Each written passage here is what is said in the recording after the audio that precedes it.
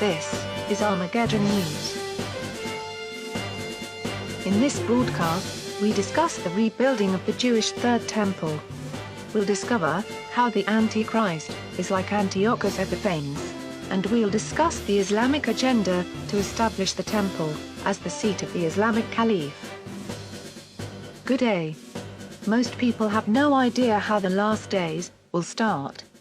But the Bible specifically speaks about a period of 7-year tribulation, before Jesus appears from heaven. Biblical scholars know that the 7-year tribulation will begin with a peace treaty, signed between Israel and the Arabs. And that the initiator or mediator of this peace treaty will be the Antichrist himself, who appears as a man of peace and a promoter of peace in the Middle East. But in truth, he is a man of war, who will use peace as the Trojan horse, by promising Israel safety and security for 7 years. Most people miss the fact that the Bible says, this covenant will be with many. Not just Israel.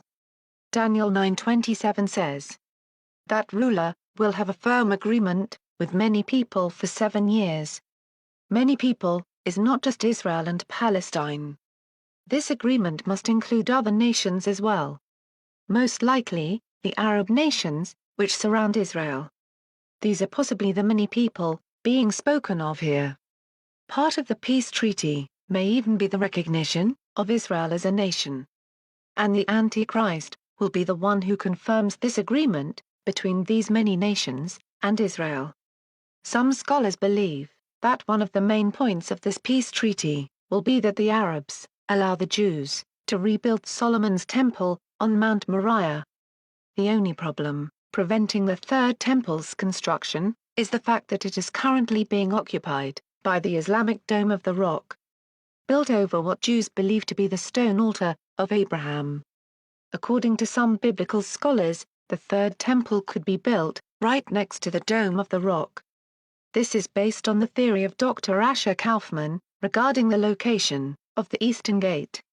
That the Muslim Dome of the Rock was actually built on what the Bible refers to as the Court of the Gentiles. This belief is based on Revelation 11:1, which states that the rebuilding of the Third Temple is not to include the section of the Temple Mount, known as the Court of the Gentiles. Therefore, they believe that the Third Temple and the Dome of the Rock could stand side by side. The Bible is very clear that a Third Temple will be standing on Mount Moriah in the last days. And the only way that this could possibly occur is if the Arabs granted Israel permission to begin construction. But this has not stopped the Temple Institute from preparing the vessels and blueprints for the Third Temple's construction. Here are some of the vessels which have already been prepared. They include many types of gold, silver and copper vessels. These are vessels which the Jewish priests require to perform the daily rituals and offerings made to God. Silver trumpets for the announcement of Jewish feast days. And even a reconstruction of David's harp.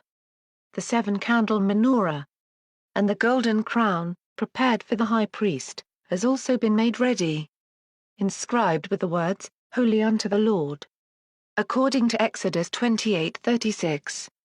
Surprisingly, there has been a recent increase in the call from prominent Muslims to see Solomon's temple rebuilt. This is quite a shocking statement, seeing that the majority of Muslims are against Jews even setting a foot on the Temple Mount. At first glance it appears as a gesture of good faith on the part of these Muslims. But, the Bible reveals a sinister agenda behind their call to see Solomon's temple rebuilt. If given the opportunity and Islamic approval, the Jews may very well opt to build their temple right beside the Dome of the Rock. And this will probably be the most likely scenario. That we will see the Dome and the Third Temple stand side by side on the Temple Mount. But at the cost of initiating the 7-year tribulation. Once the Jews have finished rebuilding their Third Temple, they will once again instate the Jewish animal sacrifices. 1 Thessalonians 5:3, for when they shall say, peace and safety, then sudden destruction comes upon them, as travail upon a woman with child. And they shall not escape. The Bible tells us that Israel will say to themselves, "Finally we have peace and safety." But this peace, as with all treaties signed with Arabs, will not last. For Muslims are taught by the Quran itself, to lie to infidels and create false treaties, all for the purpose of eventually getting the upper hand. It's called taqiyya and hudna. This concept is foreign to the West, who have no idea that the Quran teaches Muslims to lie, and to never honor treaties with infidels. Now it makes perfect sense why the Antichrist breaks his 7-year treaty, after just 3.5 years, and attacks and conquers Jerusalem. Because he is Islamic. But let's give more proof to our assertion that the Antichrist is Muslim. The King James Bible says the Antichrist covers the third temple with abominations. Daniel 9:27. And for the overspreading of abominations, he shall make it desolate. Abominations in the Bible were always connected to religion. Abominations to God are idols, symbols of another god. Remember Antiochus Epiphanes. Many biblical scholars see him as a forerunner of the little horn Antichrist, mentioned in the book of Daniel. After Antiochus conquered Egypt, he then surprise attacked, and conquered, Jerusalem. Declaring himself to be God made manifest. He also put a statue of his god Zeus in the temple. And rededicated the temple, to Zeus. Outlawing Jewish religious rites and traditions, and ordering that Zeus be worshipped, as the supreme god. But back to my point, about abominations. Most people have been taught that the Antichrist's army will come from Europe or America.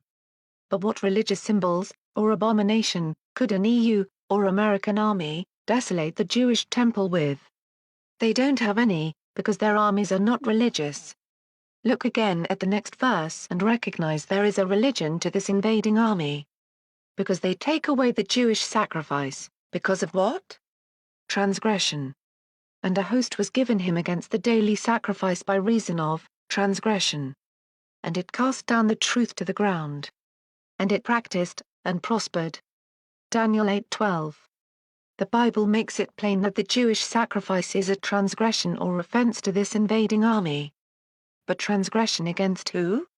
Against their God, Allah. Muslims limit Jewish access to the Temple Mount, in case a Jew prays there. And many Jews have tried to sacrifice there, which has caused terrible backlash by the Muslims. Look at why this army has assembled. The Bible says they attack Jerusalem, because they are against the daily sacrifice. And an host was given him against the daily sacrifice. Why would the EU or America care about the daily sacrifice? They don't. So who is against the Jews sacrificing on the Temple Mount? The Muslims. The Muslims assemble their armies against the daily sacrifice, because the Muslims claim that the Temple Mount is holy to them. And a Jewish sacrifice, they see as defiling it. So they will take away the Jewish sacrifice, because they see it as a transgression against Allah. And just like Antiochus rededicated the Jewish temple to Zeus, so too will the Islamic Antichrist rededicate the third temple to his god Allah, by making it a mosque. And he will place on its pinnacle the well-known symbol of Allah, by which all mosques are identified. This is the religious abomination of which Daniel spoke. The awful horror, or abomination which causes desolation, will be placed on the highest point of the temple, and will remain there until the one who put it there meets the end which God has prepared for him. The Bible tells those in Judea exactly what to do when this Islamic army attacks Jerusalem and enters the third temple. Mark 13:14. But when you see the abomination of desolation standing where it should not be, let the reader understand. Then those in Judea must flee to the mountains. The one on the roof must not come down or go inside to take anything out of his house. The one in the field must not turn back to get his cloak. Woe to those who are pregnant, and to those who are nursing their babies in those days. Pray that it may not be in winter. For in those days, there will be suffering. Unlike anything that has happened, from the beginning of the creation, that God created until now, or ever will happen.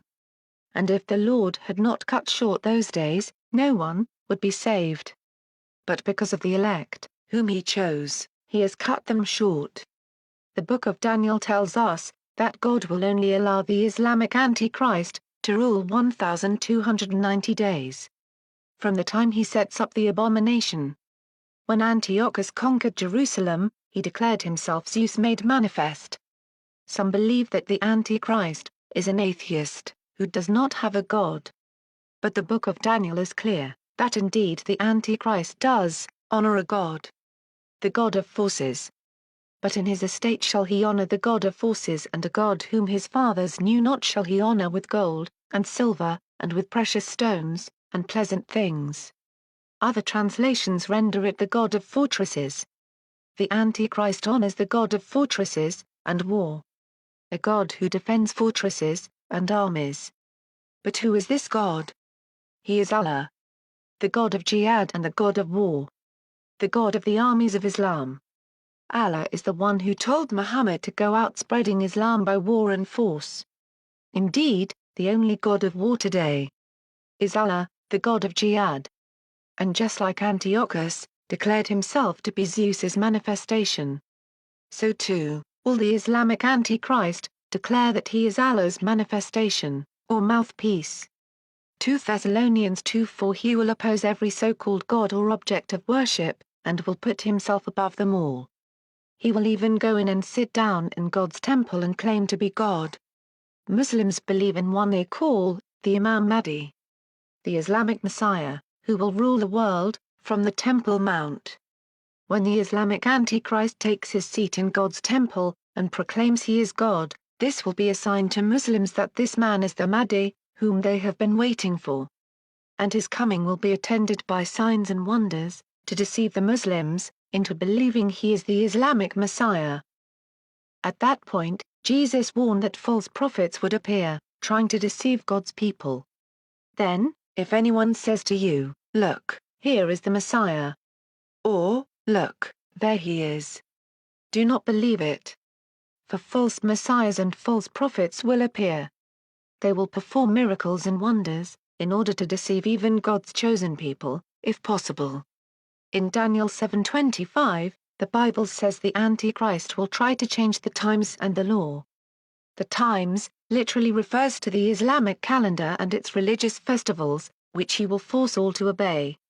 And the law refers to Sharia law, which he will impose on all those in his kingdom. Sharia law is the same law which undermines women in Islam. And this explains perfectly why the Antichrist does not care about the desires of women. Neither shall he regard the desires of women. Because under Islamic law, women are treated worse than animals, and even beaten publicly by men. They are forced to wear the hijab. And many women have even been put to death after becoming victims of rape, or beheaded when they've been accused of adultery by men. Women truly have no rights under Sharia law. Now you can see why the Bible stresses the point that the Antichrist doesn't care about the desires of women. The Antichrist will demand, just like Antiochus did, that all Christians and Jews worship his God, Allah, and will make it unlawful to practice any other faith, other than Islam. And Christians will be forbidden from attending churches on Sunday. And the false prophet will force all to bow down and show allegiance to the Caliph and his revived Islamic empire. And he will force all to take its mark on their foreheads or right hands, to show that they have submitted to his Islamic empire. And no one will be able to buy or sell without this mark of allegiance. The Bible is very clear that people will only receive the mark once they have bowed down in worship before the beast or his image. The Bible warns us, saying, "Whoever worships the beast and its image, and receives a mark on his forehead or his hand, will drink the wine of God's wrath, which has been poured unmixed into the cup of his anger. He will be tortured with fire and sulfur in the presence of the holy angels and the Lamb. The smoke from their torture goes up forever and ever. There is no rest day or night for those who worship the beast and its image, or for anyone who receives the mark of its name. The mark may take the form of a stamp on forehead or hand, or even a badge, to be worn on forehead or right arm. But one thing is certain, it will be linked to the revived Islamic Caliphate. And those who show allegiance to the beast and his Islamic empire, which demands jihad, against Christians and Jews, will suffer eternally in the lake of fire, together with the Islamic Antichrist. So to recap, do not bow down to the Caliph, nor swear any oaths of allegiance to him. Do not take the mark of his name, as a stamp on your forehead or hand, or wear his mark, as a badge on your forehead or right arm. And do not worship the image which he sets up, even though it speaks, and you may be put to death or imprisoned, because of your refusal to bow to it. Rather believe in God's only begotten Son, Jesus Christ, who died on the cross for your sins. Call upon his name, and you shall be saved. Only Jesus has the power to save. His name is the only one in all the world that can save anyone. For the original name of Jesus, in Hebrew, is Yeshua, which means Yahweh saves. And salvation is found in no other. So cry out to God today. Ask him to forgive you of all your sins. And believe in what he did for you on the cross, and you shall be saved. John 3:16. For God so loved the world, that he gave his only begotten Son, that whosoever believes in him should not perish, but have everlasting life. Please pray this prayer today. Father God, I believe that you sent your Son, Jesus Christ, to die on the cross for my sins. I believe that he died and was resurrected and is coming back to judge the living and the dead. Father, I repent. Please forgive me of all my sins. Come into my heart and make me your child. In the name of your Son, Jesus Christ. Amen. If you have said this prayer, and decided to turn from your life of sin, and follow Jesus Christ, then you have become a child of God. Please go and find a born-again Christian church, where you can have fellowship with other believers. Thank you for listening.